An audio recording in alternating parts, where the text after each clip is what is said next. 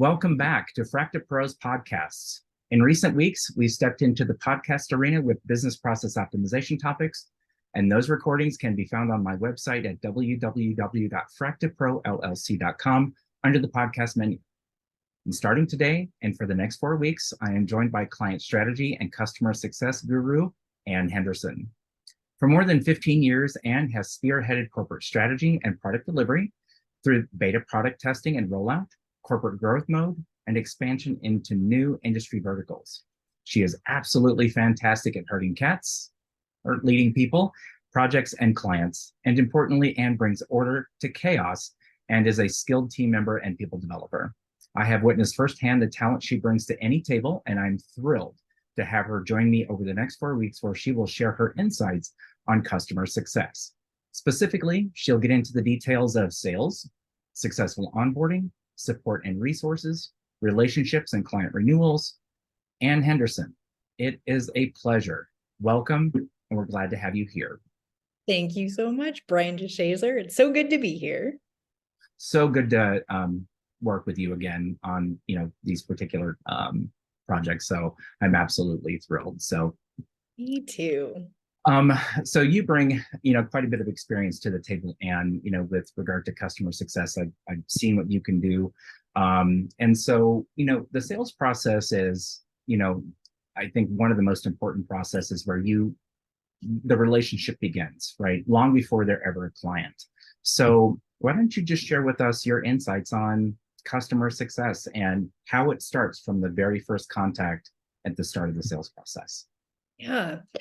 I mean, I think the thing that I want to start with is just my huge admiration for really good salespeople, because wow, do I think that is a skill set that is challenging to come by and to execute well. Watching a good salesperson in action is it's like watching Santa Claus do his job. I mean, it's amazing.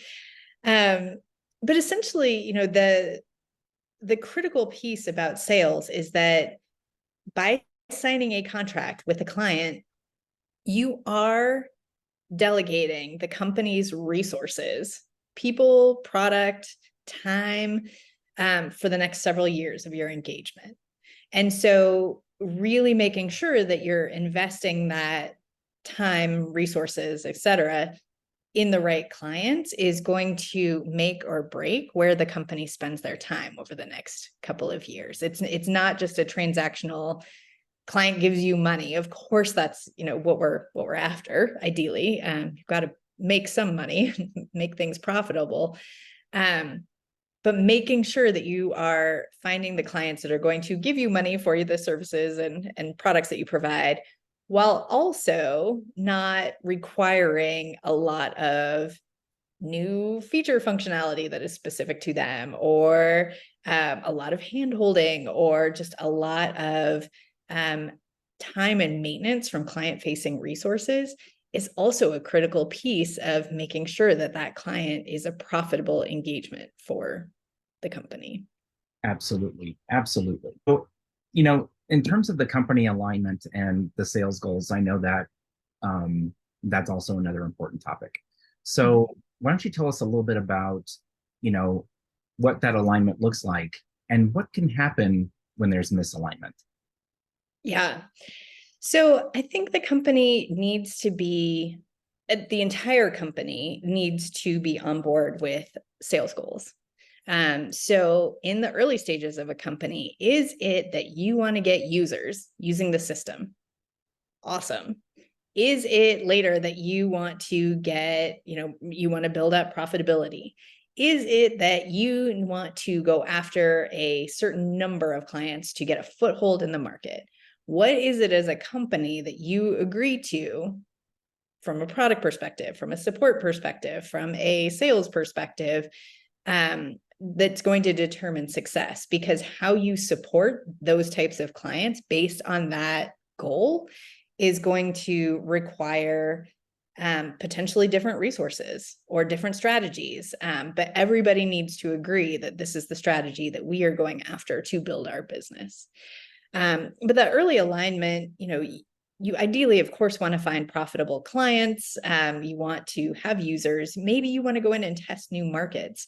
But making sure that the sales team is going after the markets that the company is interested in, or has determined is going to be successful. That's what's going to lead to, a better, longer, healthier engagement for the client down the road. So, like, what happens if there's misalignment, and you wind up with a client that doesn't meet the client profile that really everyone has agreed upon? Because it can happen. It does happen. And I think there's a couple different paths. The company could decide to invest resources in that client. Maybe they are a big player in the industry, and you want to have them on your roster. Mm-hmm.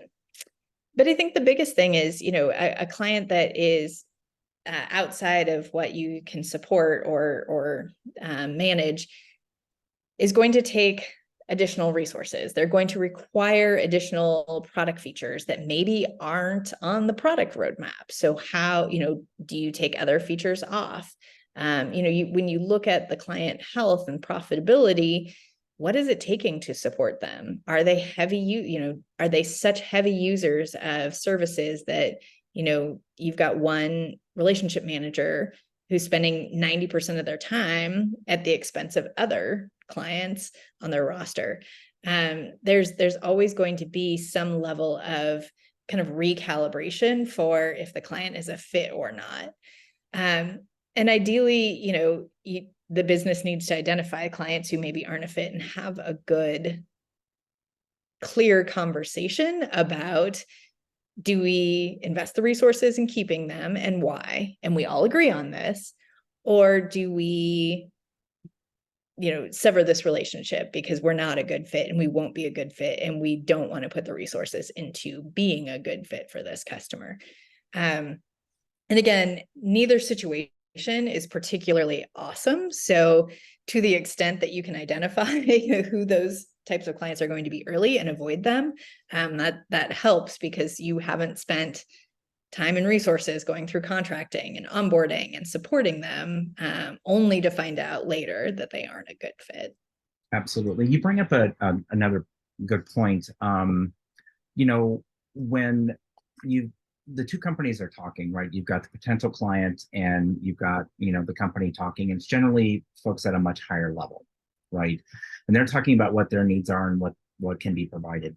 While we can shore up on our side, everything that the sales, folks need to kind of lean into in terms of tools, that may not always happen at the client side.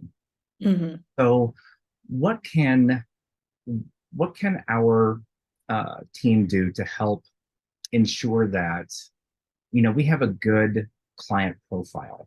And how much time, and is there a time investment, money investment that you find beneficial to do, spending time doing a needs assessment, or maybe, depending upon the clients, a process journey map? That both of those can take time, resources, and money. But what kind of benefits do you see? Yeah.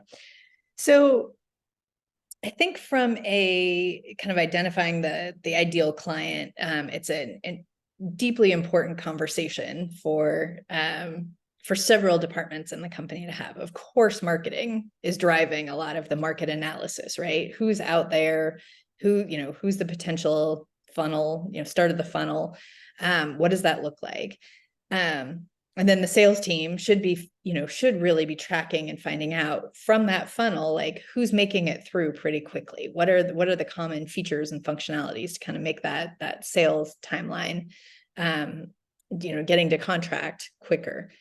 And then every team that touches the client post-contract needs to continually refine and look for statistics and ways to identify what that ideal client looks like. So from the onboarding team, what is it that you can onboard quickly? Is it, clients that fit like a certain profile, or who are current users of a certain other vendor. You can onboard them so fast. Make sure that you're identifying what those characteristics are. From a support perspective, who are the clients using the product the most? Who are the clients who are growing their usage of using the product most? What are the common themes about them? From a product development perspective, who are the clients that have, good ideas or ideas that are in line with kind of your vision of the product roadmap? Who are the clients that maybe, have needs that are outside the product roadmap? All this information needs to be a conversation between marketing, sales, product, client relationship management, or client customer success. All of these teams need to be communicating for, what does success look like in their end of the world, so that we can kind of create an ideal client profile. And then from there, of course, you get those ideal clients and everybody's super happy and loves it. But you also look at assessments of clients who are coming in, and maybe they only meet 80% of the ideal target, but you are like, sweet, 80% we can work with. That's amazing. We'll go for it. Maybe they only meet 60% of the ideal client profile. And you need to have a conversation then, again, between marketing, between sales, between product, between the relationship teams, for what are we willing to invest in this customer to make it work? Or are we willing to invest in this customer to make it work? Maybe they are huge in the industry and they need new product features and functionalities, but getting a successful engagement with them is a white paper that opens up huge new industries for you. Let's do it. Yeah. Maybe it's that, they are small but growing, or they have thought leadership that you want to tap into. And there's all kinds of reasons to engage with a non-ideal client, but you should get buy-in and understanding for the resources that you're going to need to allocate to that client in order to make it worth it. And there's got to be an ROI. I should say finance should be in that conversation as well, because if we're going to invest, a significant amount of resources, when does it pay off? And is that worth it? Yeah. How much of a, how transparent should you be? Because you mentioned, you've got a client that's 60%, but there's tremendous upside to bringing them on as a client. Right. How much transparency does that client need to know that they're only 60% of the profile, and that, this 40% or the next 20, 25% to get them to 80 or 85% is going to take time. Maybe a lot longer than what they anticipate, because every client believes they're the only client that should be paid attention to. So and that would be fantastic if that could be, but that just isn't reality. So talking about ROI on that. Yeah. So, I think that's where you mentioned a needs assessment and really kind of diving in on process and engagement. So every client should have some level of solutioning. So what is it that you are trying to solve for, and what is it that we solve for you? And I think the best engagements are where you can early on say, we solve X, Y, and Z. We don't solve F. We don't. It's not on our roadmap. We're never going to solve for F. Or maybe F is on our roadmap, but we're about a year out because it's really complex. So part of this business engagement client is that, you need to understand the process, or your process that you're going to build to either address F, or maybe there's another vendor you need to use to address point F. But help them make a smart business decision for their business and their engagement with you. I think it's really helpful to be transparent with clients on maybe not how the sausage is made. They don't need to know how the code works.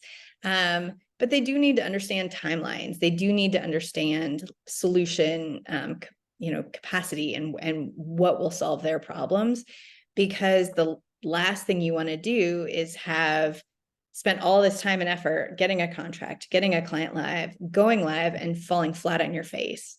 Yeah. Or getting close to going live, and at that point, identifying huge gaps that are going to require new contracting, new statements of work, new implementation, and are going to put that go live out. I mean, that's extending the time to revenue for the company, but also a really bad client experience. Right. So again, like, bless the sales teams for having hard conversations and really kind of building that trusted advisor relationship with the client early on to say, clearly, I can solve these problems with this product, but you need to be cognizant of timelines or areas that we can't solve yet or won't solve for you, so that you can make a really strong business decision for your business. Absolutely. You bring up a point around kind of solutions and architecture. So have you had any experience with the solutions architect? And how can that person or persons or team benefit not only us, but also the client? Yeah.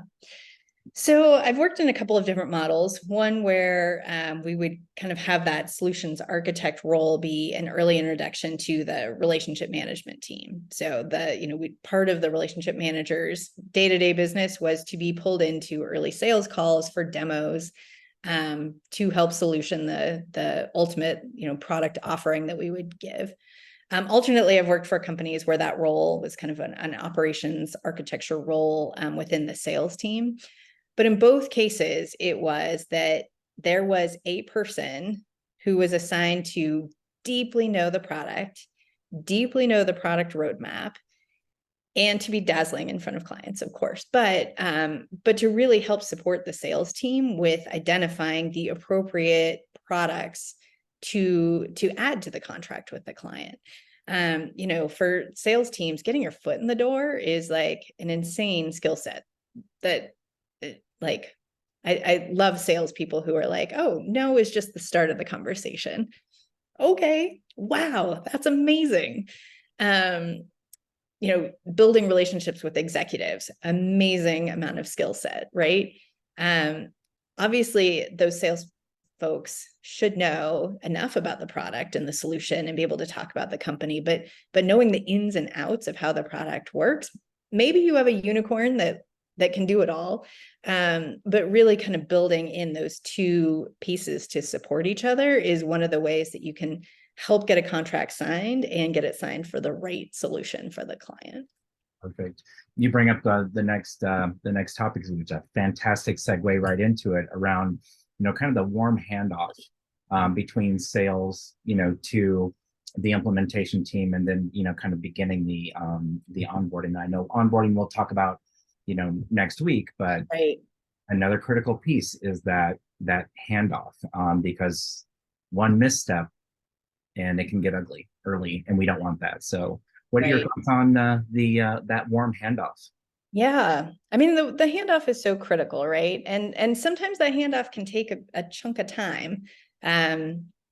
So, in an ideal world, sales contract is signed, everybody has resources, client and company, and you're meeting the next day, right? You're ready to roll. But that's not often the case. Sometimes the contract is signed and there's a lag because the client needs to identify project team resources, or you as a company you need to get some folks out of implementation so you have bandwidth to get them implemented. So I think, in the case where you might have a bit of a lag, making sure that you do still have an early conversation with the homework assignment from it is critical to kind of keeping momentum going. So, if it's going to be, a period of weeks between contract signature and implementation project kickoff, what are some homework things that the client can do? What are artifacts they need to do to send over? What are documentation they need to pull together? Do they need to do any sort of data cleanup? Have conversations with them early so that we can maximize that time so that we can hit the ground running when the implementation does kick off. And then once we do get to implementation with the handoff, I think the most critical thing early on is alignment, because often the project team at the client side doesn't have the contract for a million reasons, right?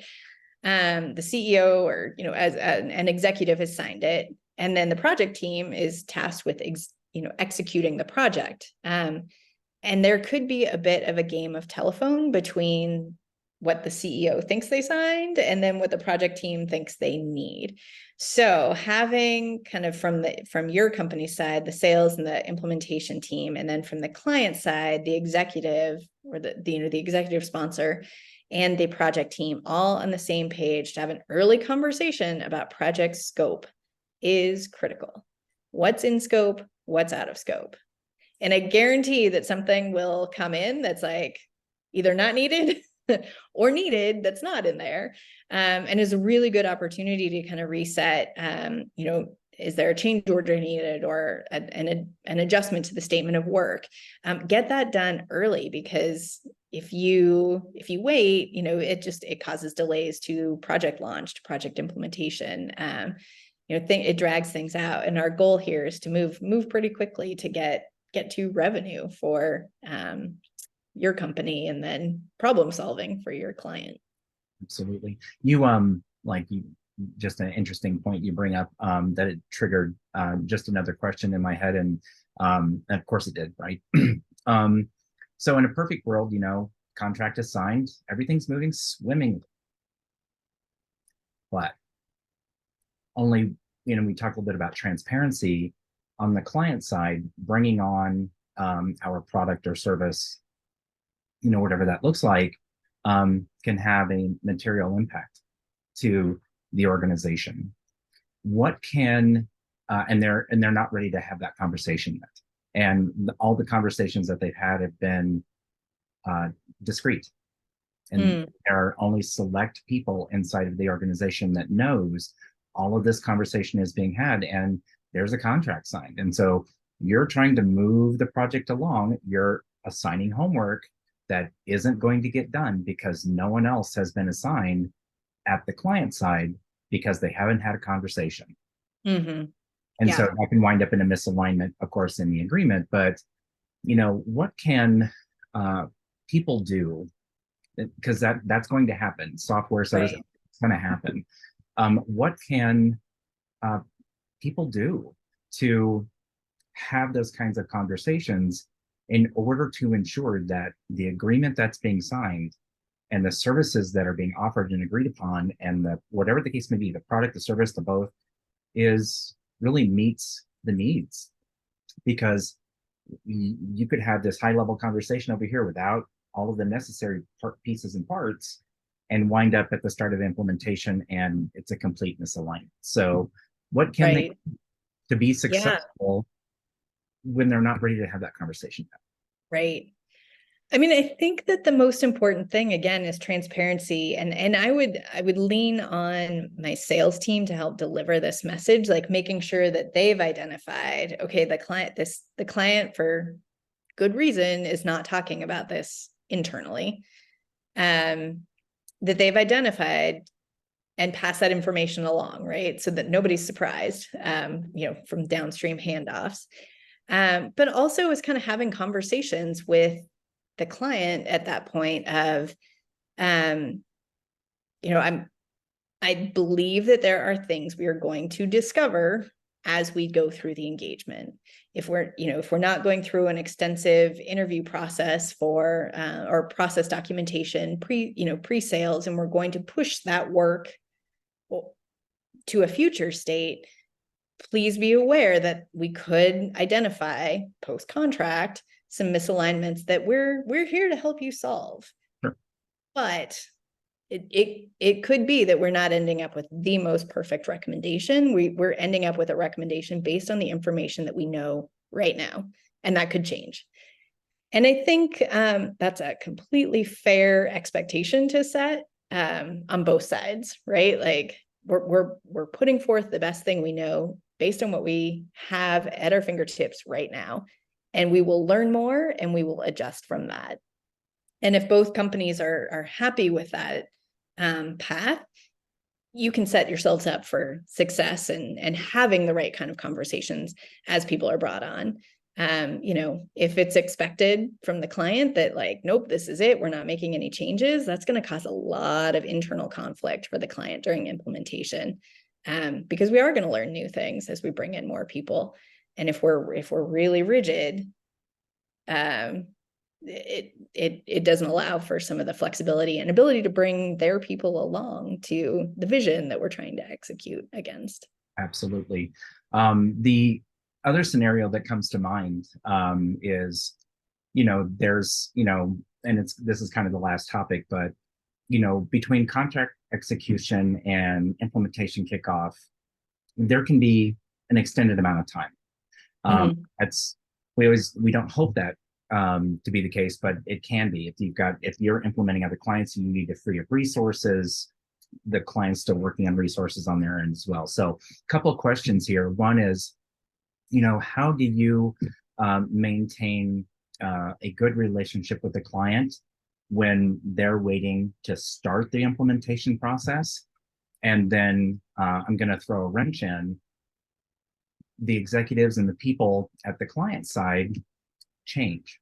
So the contract has been signed. Those people are now gone.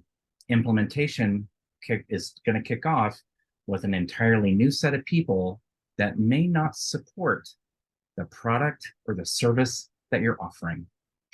Right. So, when implementations are extended, I think the thing, again, trying to give them some homework for projects that they'd like to, that will get them ahead during implementation is a key way to kind of keep progress going. I think there's other thought leadership type things that you can do. These are essentially your clients at this point. Even though they aren't live, they are your clients. So can you send them content? Can you send them articles? Are there things that you're doing for your current clients that you should start putting these people into for thought leadership opportunities or, other ways to engage with the company? Keep that in mind because they are your clients the minute that contract is signed. When your executive team changes and that contract is signed, that's tough. I think the first thing that I would do is, get back in front of, again, the new leadership, right? You have to essentially start over with selling them on the benefit of the product and the benefit of the solution proposed. And then you need to listen for what their concerns are. And do you have flexibility to address them? Do they have a different thought process? Do they have different problems? Do they see the business completely differently than, the previous executive team? And then I think it needs to become kind of a bigger conversation between, is this still the right client that we should be working with?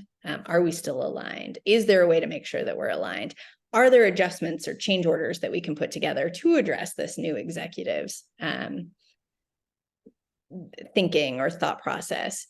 Are they still aligned with the idea of working with us in the growth stage that we're at? Do they have the temperament to work with a beta product? Or do they, are these the type of executives that want like tried and true and aren't buying into something new and exciting? You've really got to kind of look at the success of your engagement and say like, yes, there's a path forward to making this work, and we're going to put the resources in to make this engagement work.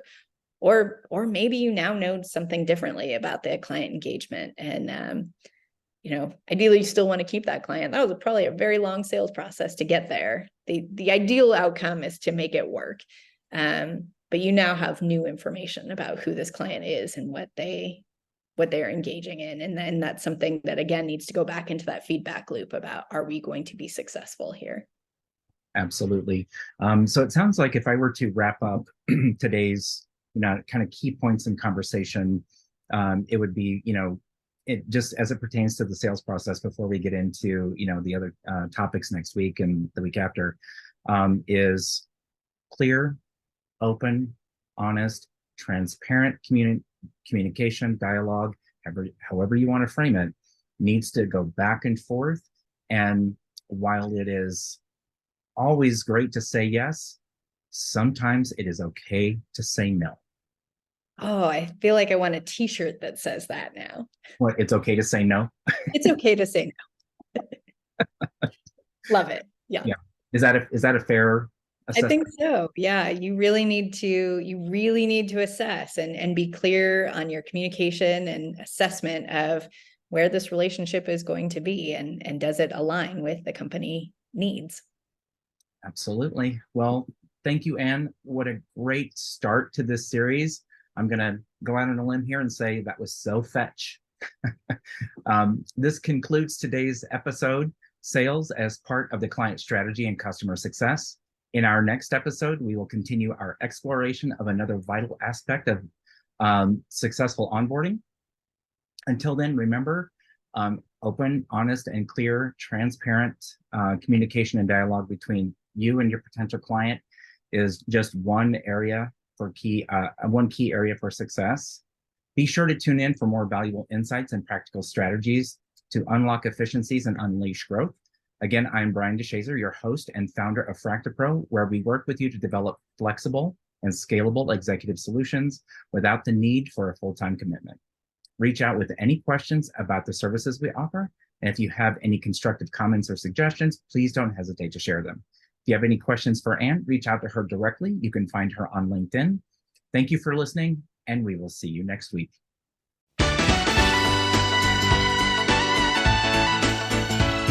Resources, relationships and client renewals, and a lot of other topics in there. So Anne Henderson, welcome. It's a pleasure to have you here. Thank you so much, Brian. I love that in my intro, you said I bring order and chaos since you used to manage me. I think I bring some chaos to your world. I don't know. Maybe. Maybe just a tiny bit. I'm sure it was good chaos. Always good chaos, Anne. Always good chaos. Oh, good. Oh, good. Well, I'm excited to be here.